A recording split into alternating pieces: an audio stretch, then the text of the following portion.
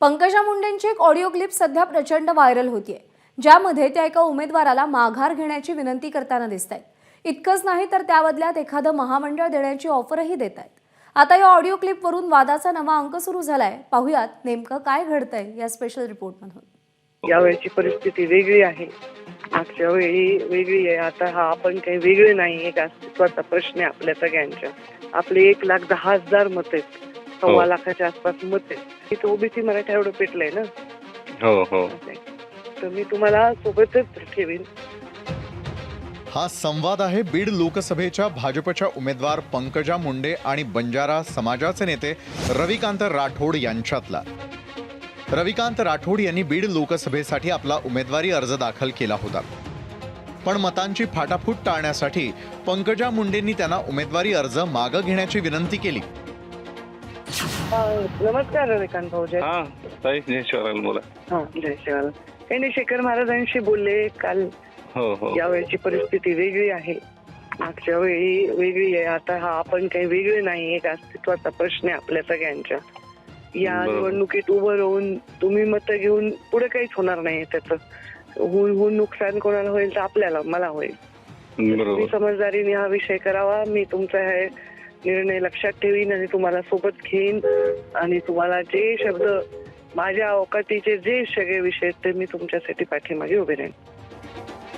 पंकजा मुंडेंनी रविकांत राठोड यांना एखादं महामंडळ देऊ अशी ऑफर दिली. शिवाय बीडमध्ये मराठा आणि ओबीसींमध्ये फाटाफूट झाल्याचंही राठोडांना सांगितलं.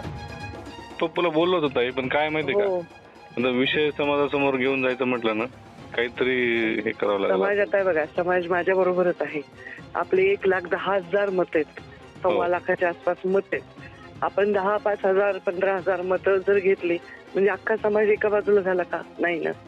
तर इथं ओबीसी मराठा एवढं पेटलंय ना. हो. तर मी तुम्हाला सोबतच ठेवीन. खोटे शब्द देणं माझा स्वभाव नाही. तर मी सोबत ठेवीन. महामंडळावर वगैरे तुमचे जे काय इच्छा आहे त्याच्यामध्ये मी पूर्ण तुम्हाला सहकार्य करेन. पंकजा मुंडेंनी ज्या राठोड यांना उमेदवारी मागे घेण्याची विनंती केली ते राठोड कोण आहेत तेही पहा. रविकांत राठोड हे मूळचे बीड जिल्ह्यातल्या माजलगावचे रहिवासी आहेत. बंजारा समाजात त्यांना मानाचं स्थान आहे. याआधी ते शरद पवारांच्या राष्ट्रवादीचे प्रदेश उपाध्यक्ष होते. पंकजा मुंडेंनी मनधरणी केल्यानंतर रविकांत राठोड यांनी उमेदवारी अर्ज मागे घेतला. आता राठोड यांनी अजित पवारांच्या राष्ट्रवादीत प्रवेश केलाय. पंकजा मुंडे आणि रविकांत राठोड यांच्यातली ऑडिओ क्लिप राज्यभर व्हायरल झाली. पंकजा मुंडेंचे प्रतिस्पर्धी उमेदवार बजरंग सोनवणे यांनीही यावर आक्षेप घेतला. ताईसाहेब ज्या माझ्या प्रतिस्पर्धी पक्षाकडून उभे आहेत, प्रतिस्पर्धी उमेदवार म्हणून, त्यांना असं बोलण्याचा आचारसंहितेमध्ये अधिकार आहे का हे सुद्धा तपासलं गेलं पाहिजे. तुमच्या 5,000नं काय होणार, म्हणजे समाजाला सुद्धा हिनवलं. ज्या समाजानं तुम्हाला मतं दिली आतापर्यंत त्या समाजाला सुद्धा सांगितलं की तुमच्या 5-10 हजार मतानं काय होणार आहे. जातीवर नाही, मग ओबीसीवर कसं बोलला, ओबीसी पण मराठा असं झालंय असं बोलणं हे चुकीचं आहे ना.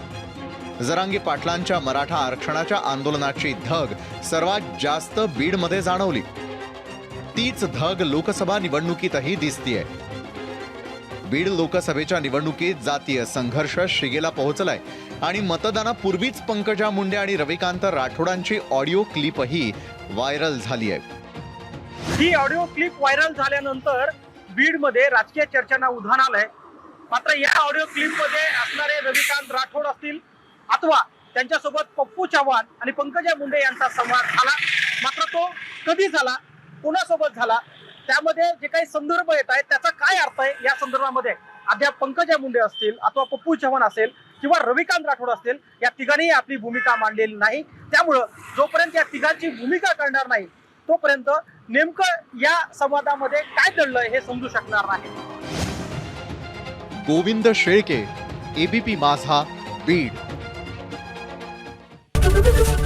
एबीपी माझा, उघडा डोळे बघा नीट.